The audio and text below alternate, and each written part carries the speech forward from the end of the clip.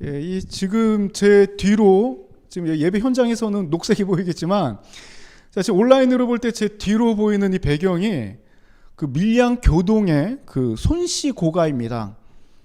저도 이 그 밀양에 가끔 명절 때마다 어렸을 때 갔던 기억이 있는데, 자 이렇게 좋은 이런 배경이 되는 이런 사진을 찍을 만한 장소가 제 기억에는 이 손씨 고가라는 거는 처음 봤는데 굉장히 그 아름다운 그런 이 배경의 사진입니다. 한번 가보고 싶습니다. 자, 제가 특별히 밀양에 있는 이 그 문화재를 그 배경으로 둔 이유가 우리 삼동교회가 예배 드릴 때 멀리 그 밀양, 춘천, 완주에서 지금 예배를 드리고 있습니다. 참 혹시 이보다 더 먼 곳에 계신 분들이 계실지 모르겠는데 혹시 먼 곳에 계신 분들이 있다면 그 채팅창으로 찍어주시면 제가 이따가 확인해 보도록 하겠습니다.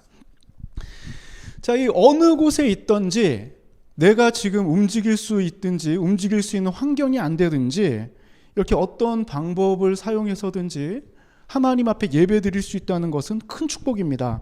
정말 우리가 현장에서 또 이 온라인으로 예배 드릴 때 하나님의 은혜가 충만하기를 소망합니다. 자, 또 이 어제 저녁에 한 통의 전화가 왔습니다.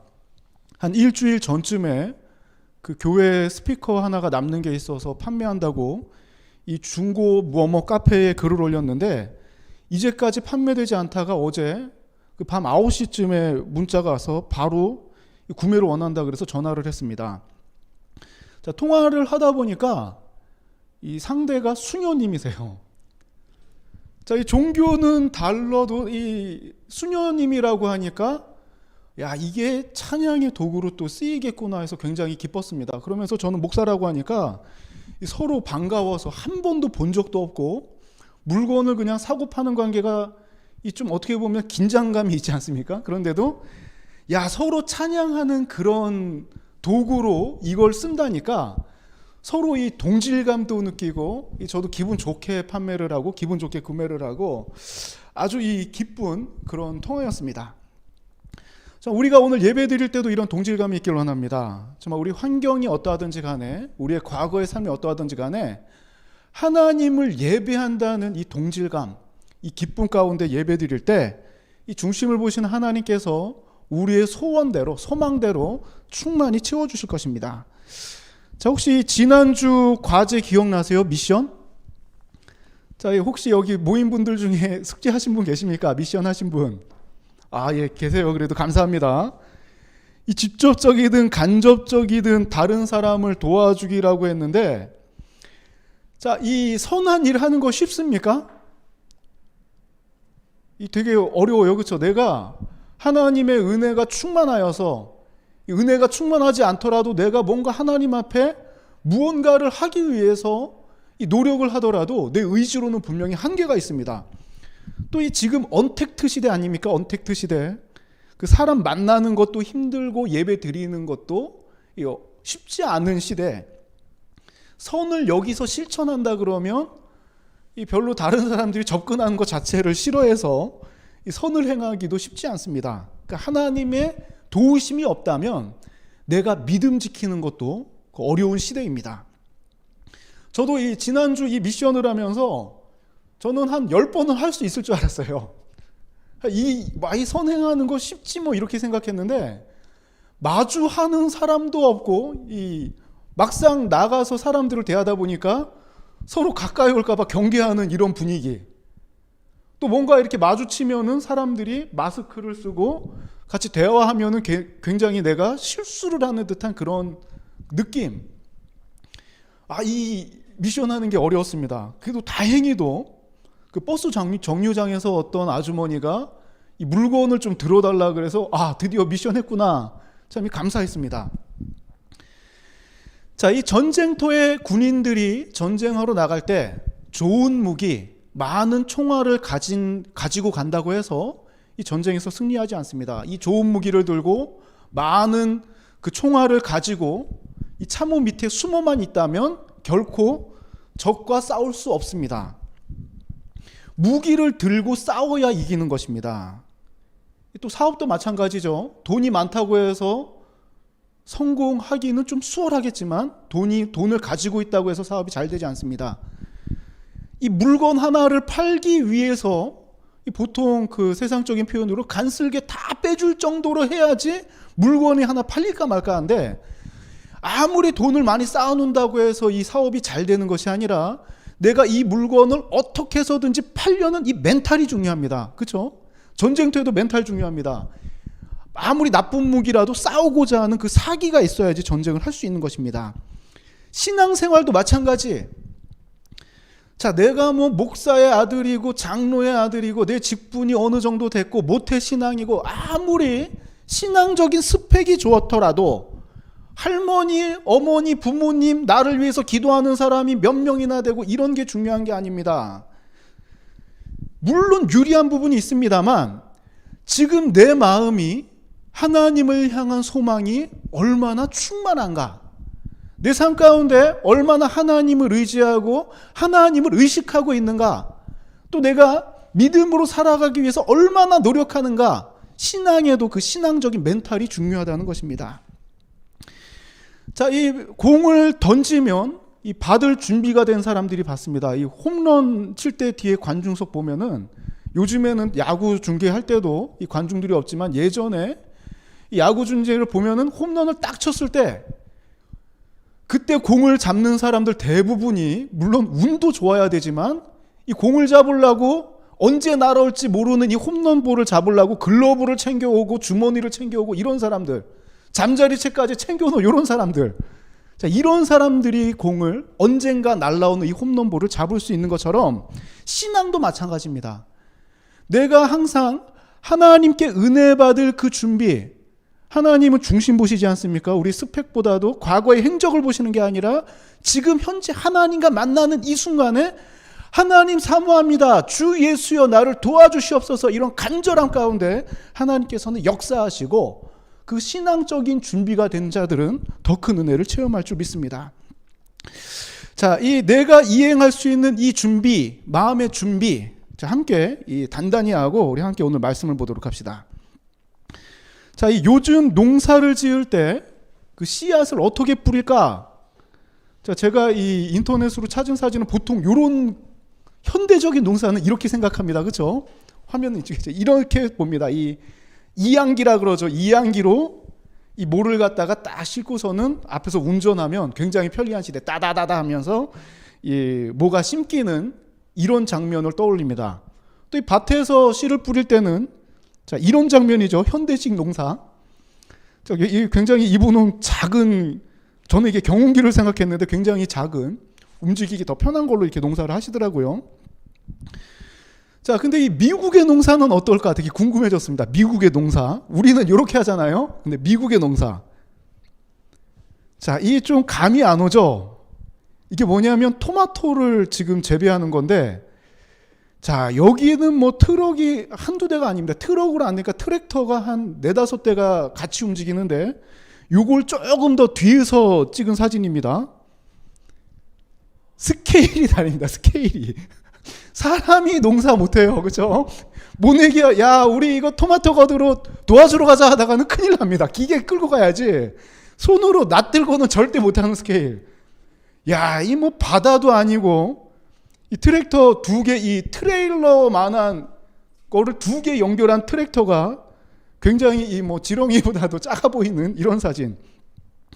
자, 요거는 그래도 규모가 토마토 농사이기 때문에 그 규모가 크지 않고 옥수수 농사하는 데는 더 대단합니다. 그거는 나중에 한번 구글링으로 보십시오.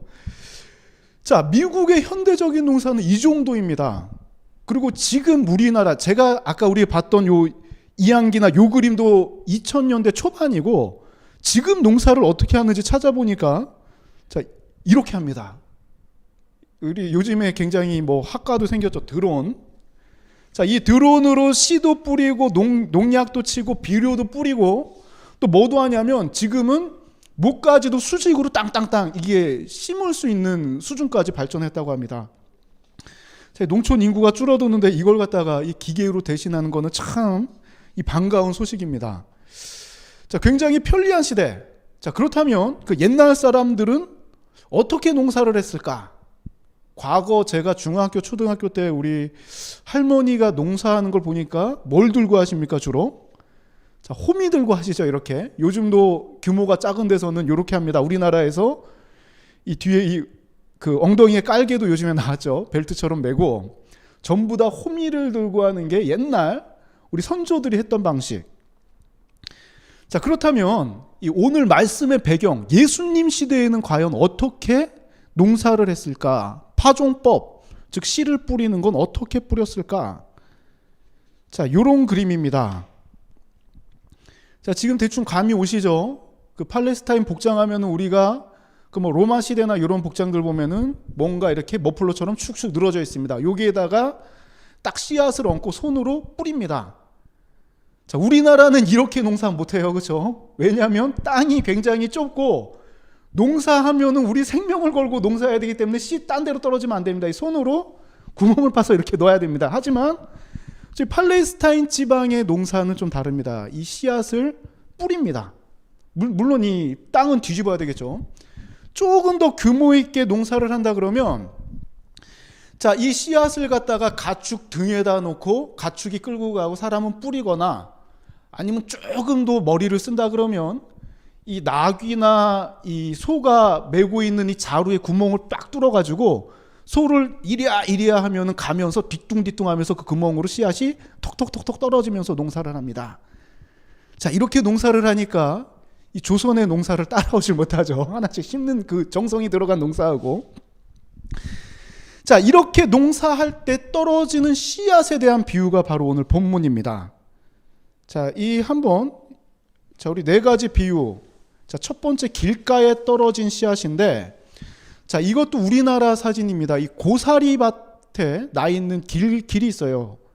자, 뭐 밭이랑 뭐 고랑 이런 말 들어봤죠? 항상 밭과 밭 사이, 또 밭 가운데는 사람이 지나다닐 수 있는 길이 있습니다. 자, 이 길은 이게 좀 일부러 위에서 찍은 사진을 골랐는데, 새라고 생각해 봅시다. 새가 지금 쳐다보고 있을 때 딱 이 밭 속에 있는 게 잘 보이겠습니까? 길가에 있는 게 잘 보이겠습니까? 길가에 있는 게 잘 보입니다. 그렇죠? 내가 만약에 육식성 새라면은 개구리나 뭐 지렁이가 길가에 있으면 바로 보고 가서 이렇게 쪼아 먹겠죠. 자, 잡식성, 또 이 초식성 그 새라면은 씨앗이 어디 떨어졌는지, 물론 밭 쪽으로도 가겠지만 더 먹기 수월한 씨앗을 찾는 데는 길가가 편할 것입니다. 자, 첫 번째 씨앗이 바로 길가에 떨어진 씨앗인데, 우리 말씀 같이 한번 읽어봅시다. 마태복음 13장 4절, 그리고 자, 우리 19절 같이 한번 읽어봅시다. 시작. 뿌릴새 덜어는 길가에 떨어짐에 새들이 와서 먹어버렸고, 또 자, 19절입니다.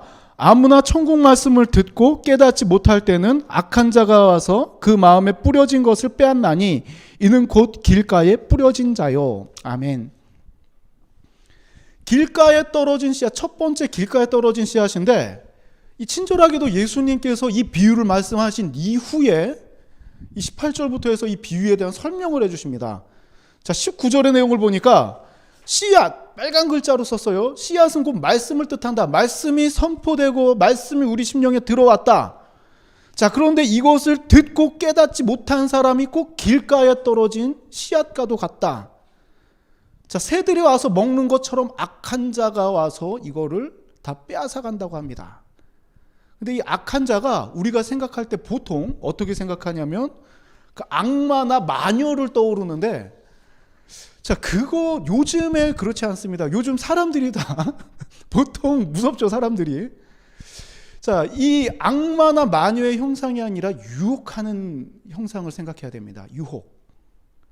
자, 내가 하나님의 말씀을 지킬 때 차라리 너 교회 가지 마 그러면은 싸우면은 내가 지든 이기든 다 반드시 교회 갑니다. 하지만 교회 가지 마가 아니라, 야, 일로 와봐.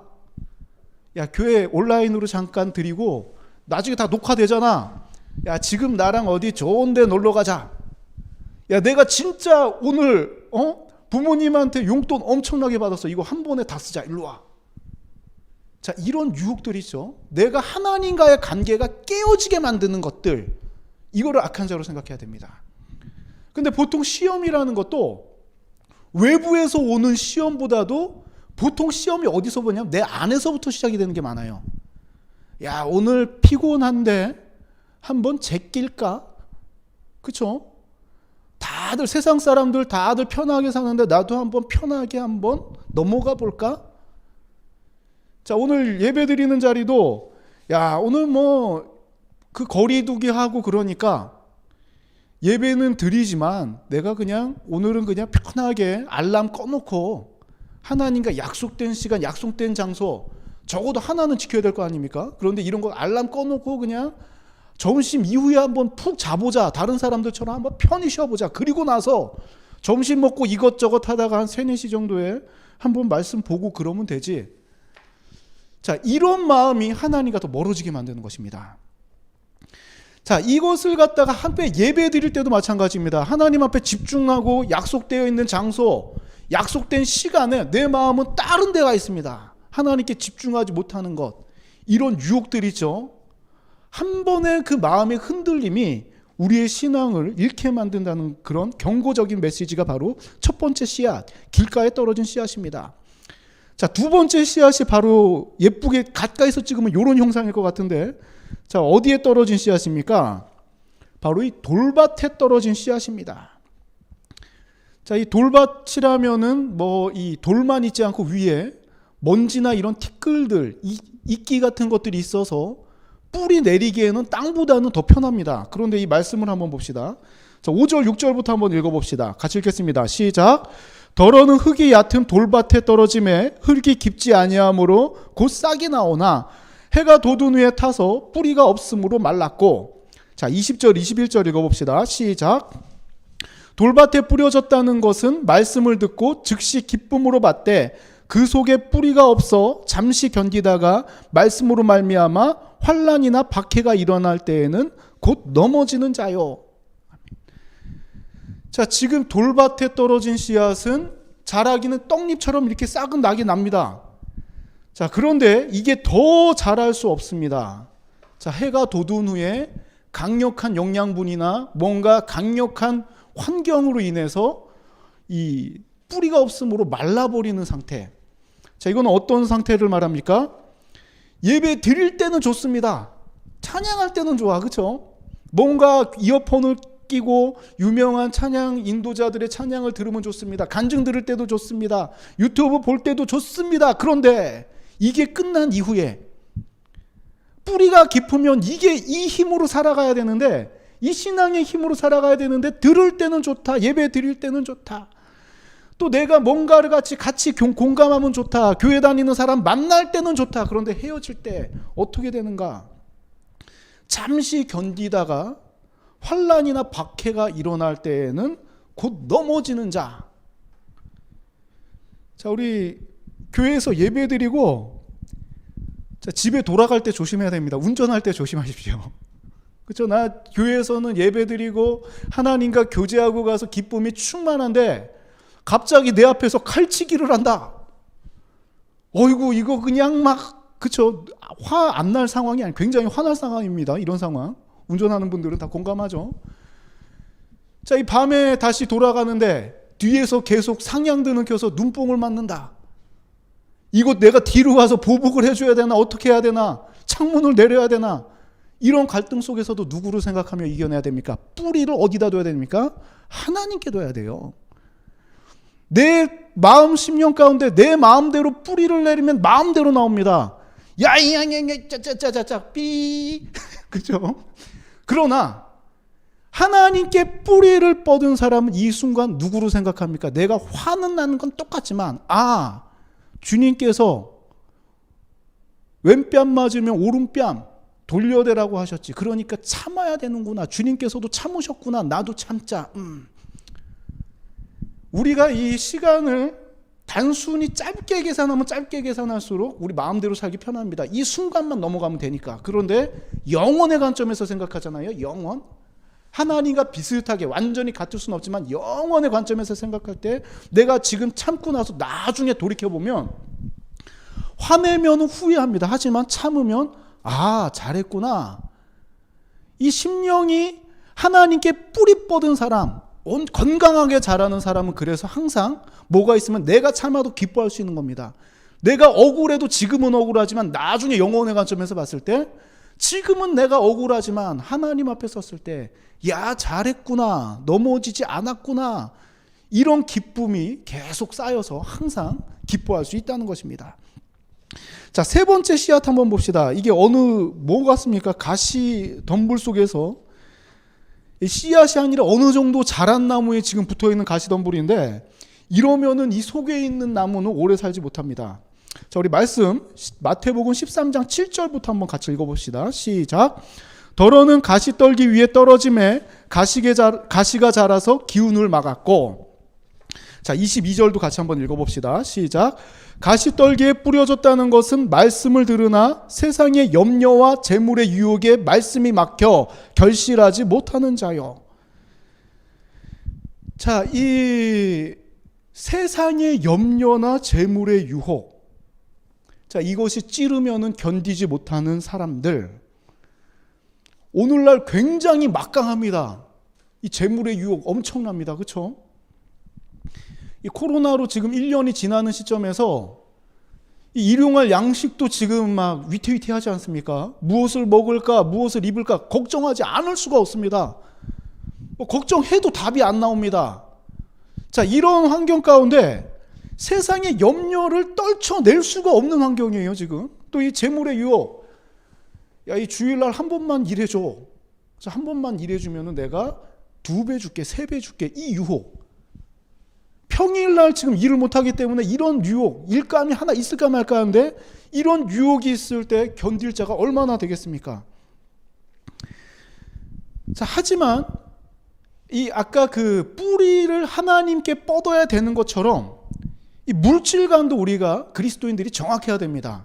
자, 뭘 구분해야 되냐면 우리가 직장 생활할 때에도 자, 사회생활 잘하는 사람들의 특징이 있어요. 첫 번째 융통성입니다.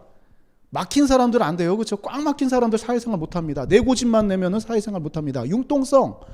대화를 하고 뭔가 부탁을 들으면 원칙은 안 되지만 그래도 내가 조금 관심 써주면 해결된다. 이런 융통성을 발휘해서 해결해주면 이 사람의 사회성은 점점 넓어집니다. 자, 그리고 두 번째 특징이 있습니다. 공과 사를 구분하는 사람. 내가 사적인 감정이나 이런 게 억울하더라도 내게 떨어진 이런 일들은 갖다 확실히 해내는 사람. 내가 이 사람이 싫지만 미워하지만 사적인 감정은 내려놓고 이 사람과 업무를 갖다 같이 추진할 수 있는 사람, 공과 사를 잘 구분하고 융통성 있는 사람들이 이 보통 사회생활도 잘하고 이 성공하기도 더 수월합니다. 신앙생활도 마찬가지. 물질관에 있어서 공과 사를 구분하듯이 하나님의 것과 내 것 확실히 구분해야 됩니다.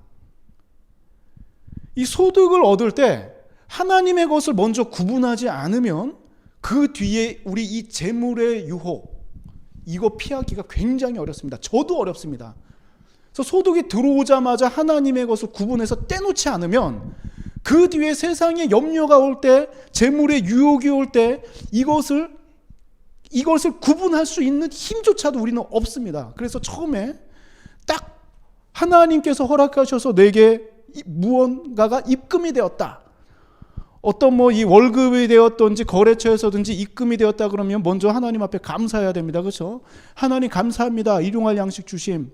그리고 땀 흘려 번 소득을 주심을 감사합니다. 하고 감사 기도가 끝난 다음에는 하나님의 것을 확실히 구분해 놔야 됩니다. 자, 이렇게 구분하지 못하는 사람은 결실하지 못하는 자라고 합니다. 자, 내가 교회를 다니는데 또 하나님을 믿는데 또 신앙생활을 하는데 열매를 맺지 못한다면 얼마나 억울합니까? 그래서 제가 이 목사 관점에서 봤을 때 가장 안타까운 사람들이 뭐냐면 이 학교에서도 마찬가지죠. 공부를 잘하든지 공부를 못하면 놀기를 잘하든지 이런 학생들은 학교 갈만합니다. 학교에서 공부는 안 하더라도 놀면 되잖아요. 재밌게.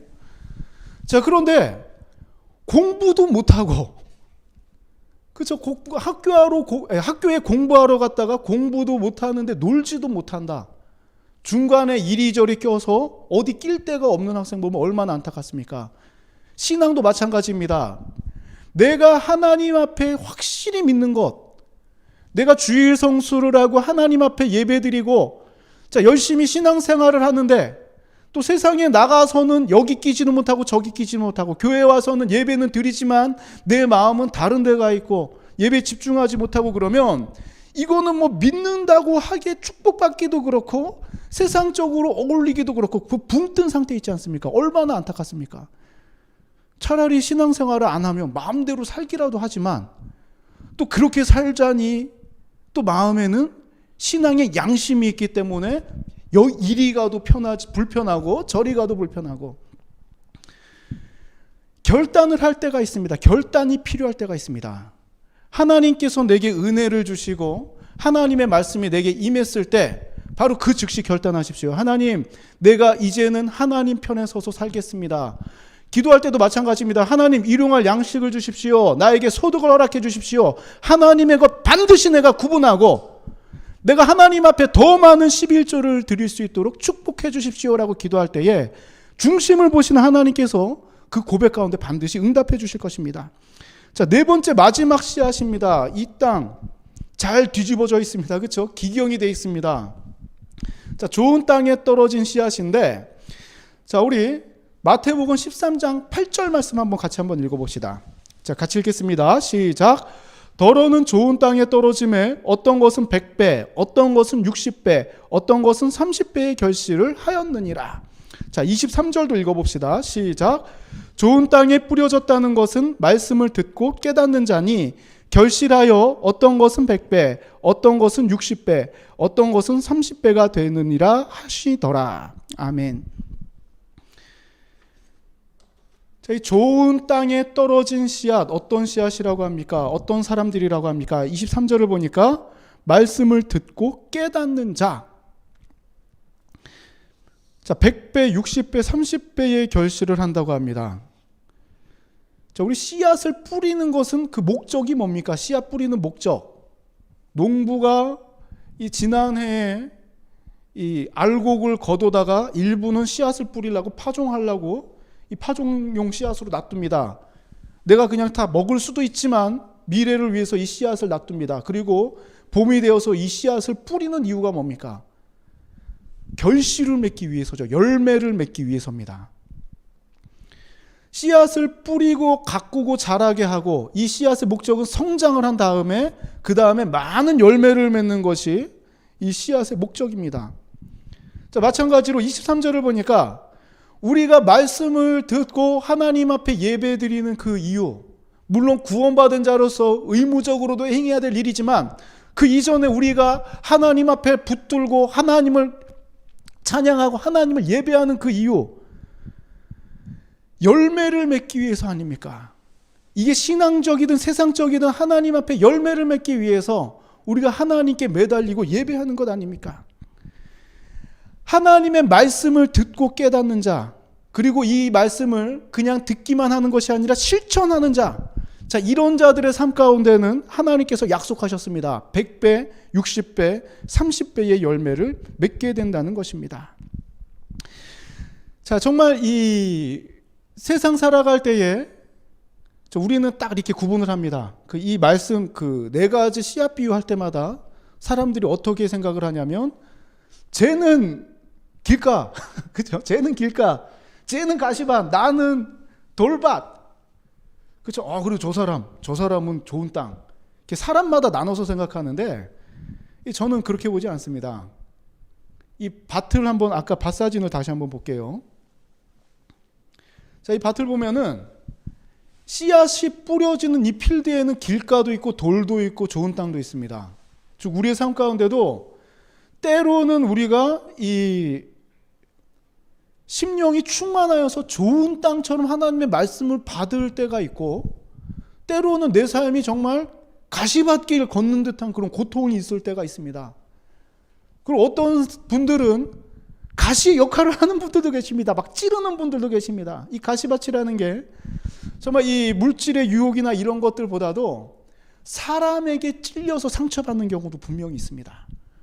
열매를 맺고 싶어도 내가 돌밭처럼 예배 드리고 어떻게든지 하나님을 붙들지만 내 삶이 너무나도 지치고 힘들어서 뿌리를 내리고 싶어도 못 내리는 경우도 있습니다.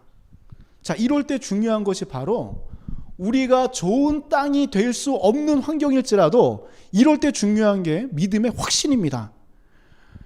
우리가 처음 구원받을 때를 생각해 보면 완벽해서 뭔가 이 사람이 경건해서 내가 뭔가 훌륭해서 구원받은 게 아니라 형편없는 나를 하나님께서 택하시고 나를 구원의 반열에 붙여주셔서 우리가 그 공로로 구원받은 것 아닙니까? 완전해서가 아니라 마찬가지로 우리가 때로는 돌봐시고 길 까고 가시밭일지라도 하나님께서 내게 좋은 땅으로 기경하시고 뒤집으시고 내게 씨앗을 뿌려주신다는 그 믿음 가운데 힘들어도 주님 열매 맺기를 원합니다.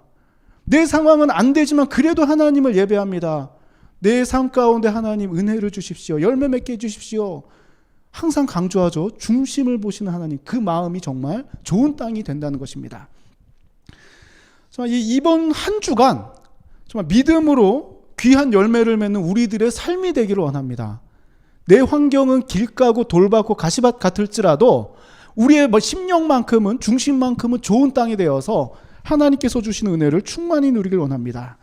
자, 이번 주에도 미션이 있습니다. 자, 이번 주 미션은 이 열매라는 단어에 좀 집중합시다. 매일마다 살아갈 때 우리 열매라는 단어를 한번 생각해 봅시다. 자, 내 삶의 열매는 과연 무엇일까? 자, 우리 학생들이 게임만 열심히 해도 레벨이 올라갑니다. 득템을 합니다. 게임만 열심히 해도 무언가 그 게임의 열매가 분명히 있습니다. 하지만 첫 번째 기도 제목, 믿음의 열매를 맺는 삶이 되게 해주십시오. 하루하루 반복되는 이 패턴 속에서 내가 세상의 시스템 속에서 살아갈지라도 이 속에서도 믿음의 열매를 맺게 해주십시오. 하루하루 일어날 때마다, 기도할 때마다, 일어나자마자 기도하게 하시고, 사람들 만날 때마다 이 사람이 하는 말에 집중하는 것이 아니라 이 사람의 영혼, 저 사람의 심령이 얼마나 곤고하길래 저런 말을 할까? 이 사람의 영혼이 무엇이 필요할까? 예수님처럼 믿음의 열매를 맺는 삶이 되게 해주십시오 라고 기도했으면 좋겠습니다. 그리고 두 번째, 같이 한번 읽어봅시다. 여기 모인 분들 같이 읽어봅시다. 시작. 삶의 문제들로 인하여 지치지 않도록 내 삶을 인도하시고 축복해 주소서. 이 굉장히 중요한 기도 제목입니다. 우리가 은연중에 놓치는 기도 제목입니다. 이 문제가 하도 많다 보면 이 당연한 걸로 여겨요. 내 삶이 어렵고 힘들어지는 걸 당연하게 여기고 이것을 해결할 의지도 꺾입니다. 하지만 하나님이 삶의 문제들을 해결해 주십시오. 어려움들을 이기게 하여 주십시오. 내 삶을 인도해 주십시오. 그리고 나를 축복해 주십시오. 물론 다른 분들도 여러분들 위해서 기도하는 분들이 계시겠지만 중요한 것은 내 기도입니다. 가끔 가다가 이제 목사님 기도해 주세요라고 하면은 물론 기도를 해줍니다만 기도해서 응답받는 비결은 뭐냐면 기도를 해주는 사람이 잘 하는 것보다도 중요한 게 기도를 받는 사람이 내가 하나님 지금 이 시간 같이 이분하고 같이 기도합니다. 하나님 들어주십시오. 기도 받는 사람의 믿음이 더 중요합니다. 하루하루 살아갈 때 내 삶을 인도하시고 축복해 주시기를 항상 우리 기도합시다. 자, 세 번째 같이 한번 읽어봅시다. 시작. 가정의 아픔을 치유하소서. 오늘날 상처받지 않는 가정 없습니다. 표현을 안 할 뿐이지 상처 없는 가정 없습니다. 그리고 팬데믹 시대에 가정의 역할들을 잘 이전과도 같이 잘 역할들이 분담되어서 잘 돌아가면 괜찮지만 멈춰 있습니다. 이게 가정에서 보내는 시간이 많아서 부딪히는 경우도 있고 또 가정에서 역할을 다하지 못해서 이 부딪히는 경우도 있습니다. 하나님께서 해결해 주셔야 됩니다. 이런 것 때문에 세상 가정처럼 우리 가정도 아픔받는 것이 아니라 이것을 하나님께서 치유하시고 하나님의 사랑으로 우리 가정을 붙들어 주셔서 이 평안할 수 있도록 이 기도도 굉장히 중요합니다. 자, 이번 한 주간 미션은 믿음의 열매를 맺는 삶, 그리고 우리의 삶의 문제들, 그리고 축복을 위해서 또 이 가정을 위해서 매일마다 기도하는 것이 이번 주 미션입니다. 자, 한 주간 저도 여러분들의 가정을 위해서 함께 기도하겠습니다. 자, 이 많은 아픔들과 어려움이 있더라도 그 믿음으로 승리하는 우리들의 삶이 되기를 소망합니다. 자, 그러면 제가 기도하고 축도로 예배를 마치도록 하겠습니다. 함께 기도하겠습니다.